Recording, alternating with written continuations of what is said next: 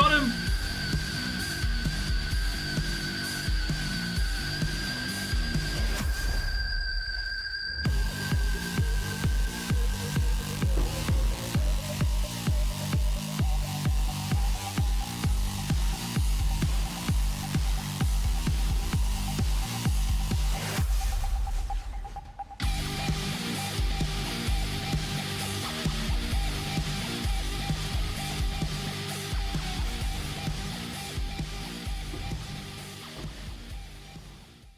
Hey, what is up guys, JTX here. This is going to be the final update video for the Bleed Bow Witch Hunter that I started in PoE 2. So we ended up taking this build all the way to the end game and we've taken on a bunch of the pinnacle bosses. So we've killed Arbiter of Ash, we've beaten the Zesht 4, we've also taken on Oroth a couple times. We haven't done King of the Mists because the invitations are a little bit expensive. But I'm pretty sure the build can easily handle it based on the encounters with the other pinnacle bosses. Build's kind of done everything that I wanted it to do. As a preface, this isn't going to be one of those builds that you're going to just absolutely obliterate the boss in the first 5 seconds. Build does have enough damage to do it, but you will have to be careful with how you approach the fight, as you will have to actually engage with some of the mechanics. I made a couple of changes to the tree and to the gear, more focus on endgame boss encounters, and this just mainly involves getting a bit of mitigation on the physical side, because for certain bosses like Zesht have a very powerful physical hits that having no physical mitigation at all is not a way to go. So with the passive tree here, we've made a couple of adjustments to the tree since the last video. Notably taking Overwhelm here because bows count as 200 weapons, so we get a nice chunk of damage here. We've also taken backup plan, so a bit of extra armor and evasion. The more notable one here we've taken is this little wheel here. So we've taken leather-bound gauntlets and General's bindings. Now, this is really strong if you get a high pair of armor gloves like this, with 700 armor. This armor directly gets converted and added onto your evasion rating. So before we had Aerithvane's wings, it was a decent pair of gloves, but having this notable with this glove gives us around 47% increased armor when we can factor in the rest of our gear. So we have an armor evasion helmet and armor evasion boots. Our chest is obviously still pure evasion, but just making those tiny changes actually gives us a fairly chunky amount of physical mitigation compared to before, which was like around 1 or 2%. Other major changes to the build is we fully spec'd into stacking bonuses from our quiver. So we've got quiver effect, master fletching here, and we also have feathered fletching on this bow wheel here. And we combine this with our quiver for an insane amount of increased damage. So on this quiver, it has increased damage with bow skills and increased projectile speed. Increased projectile speed also turns into damage because of feathered fletching. What I quickly realized with bow characters or projectile-based characters in general is stacking the effects and bonuses on your quiver just seems to be the way to go now for scaling bow builds. It's just an insane amount of generic increased damage that you can get, and it's very hard to compete with other nodes on the tree. So that's kind of why we spec'd into these nodes here. Ascendancy choices. We've taken Decimating Strike again, and obviously we've taken Witchbane, so same as before. We have tested No Mercy a couple times on some pinnacle bosses. Potentially you could unallocate Zealous Inquisition if you're going to fight Arbiter of Ash or something. But in general, you're not going to get this full value most of the time. You're going to have to be constantly hitting the boss with snipes, and generally, like, you don't want to be channeling too many snipes in a fight. You want to channel one snipe and then focus on dodging. And most of the time, bosses will have these phases where they become untargetable, so they get their concentration back anyway. So I don't think this is a very good ascendancy, at least for our version of the build. Only other major difference is we've anointed a Frenetic onto our amulet here. So we used to take Savagery down here, but there's a lot of points to travel there and a lot of points to travel to Frenetic. So we save a bunch of points by anointing it on our amulet. Previously, we had Internal Bleeding anointed for an extra chance to aggravate bleeds on targets.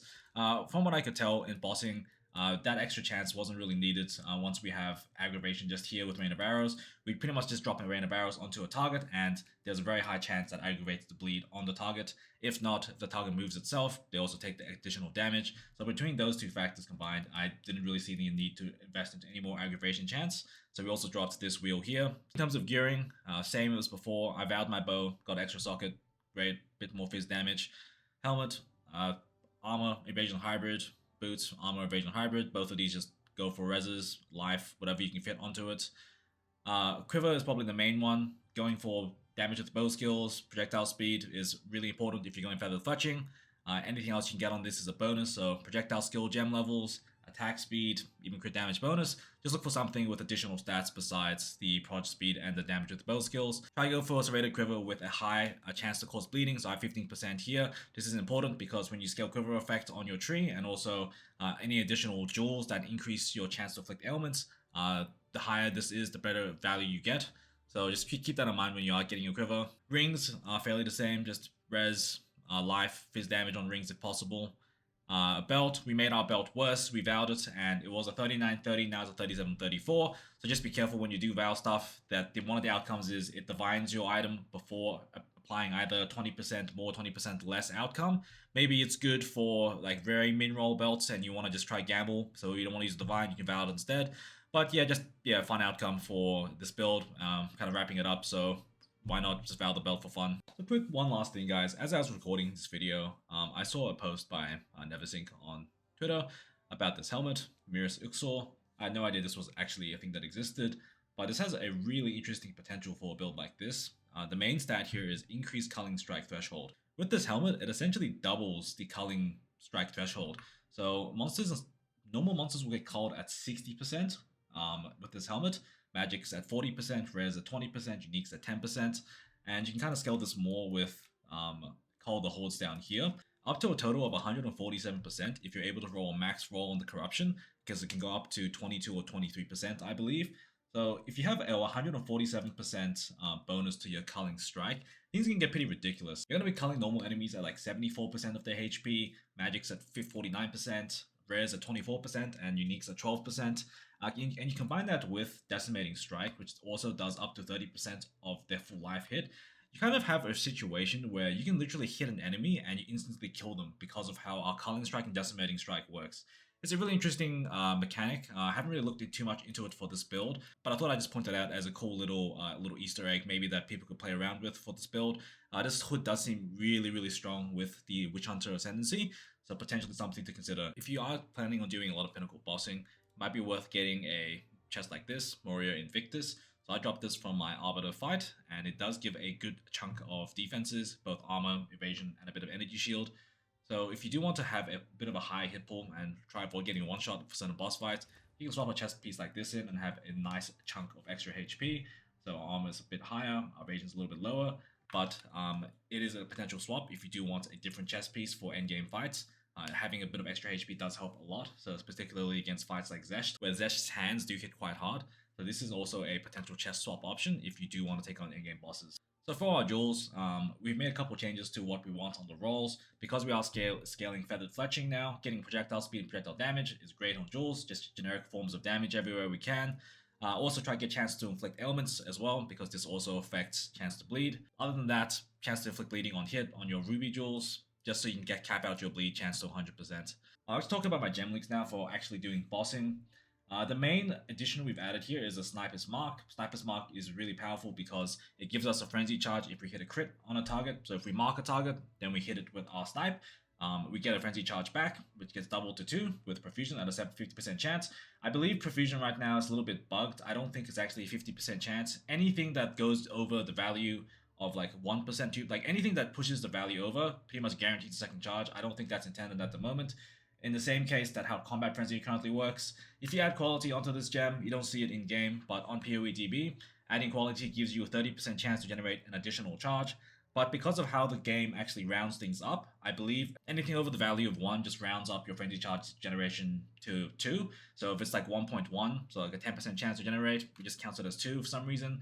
So you actually don't need to run Profusion on Combat Frenzy. As long as you have a bit of quality on this, then you always generate 3 charges with a pin. So that combines with our amulet for the other 3rd charge. In the same way that Sniper's Mark works, if we have Profusion on this, we always generate 2 frenzy charges on the bosses. It doesn't seem to work with Serpent's Egg at the moment, so I'm not sure if that's intended or if that's something that's a bug.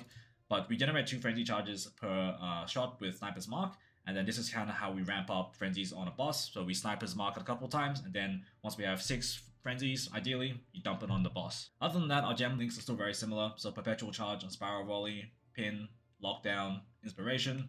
Our Snipe is still Window of Opportunity, Heft, Brutality, Conk Effect, and Super Critical.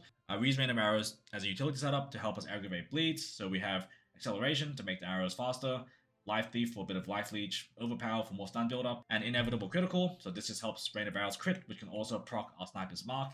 So we can use Sniper's Mark and then Random Arrows to generate frenzies as well if we don't want to hit a snipe on it. Pretty much use this in boss fights to help you generate your frenzies and also to help aggravate bleeds.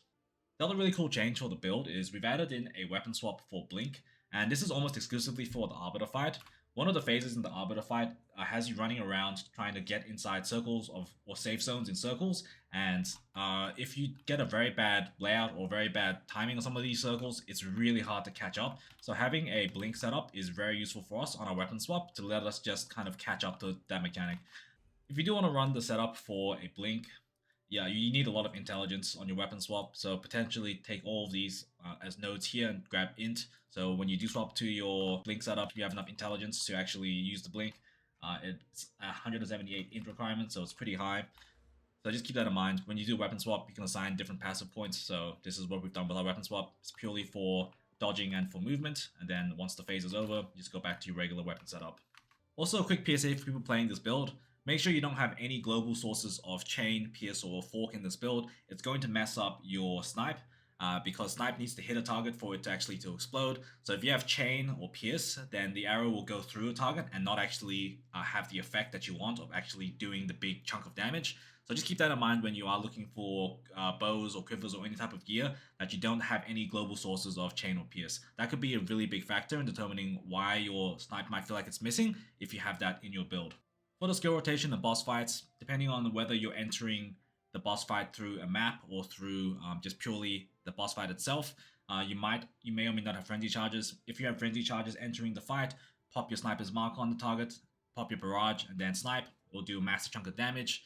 If you don't have your frenzy charges going into the fight, start with sniper's mark. Either use rain of arrows or snipe to build up 2 frenzies at a time until you build up to 6, then do your barrage. Hope you guys have enjoyed this video. Thank you guys so much for the support on my last video. I'll be sure to try and make more content as much as possible and be as detailed as I can. Anything you see in this video will be covered in my Mobalytics page, so the skill tree, the passives, and the gear. That'll all be on that page if you're interested in reading it yourself. As always guys, thank you so much for watching, and I'll catch you in the next video.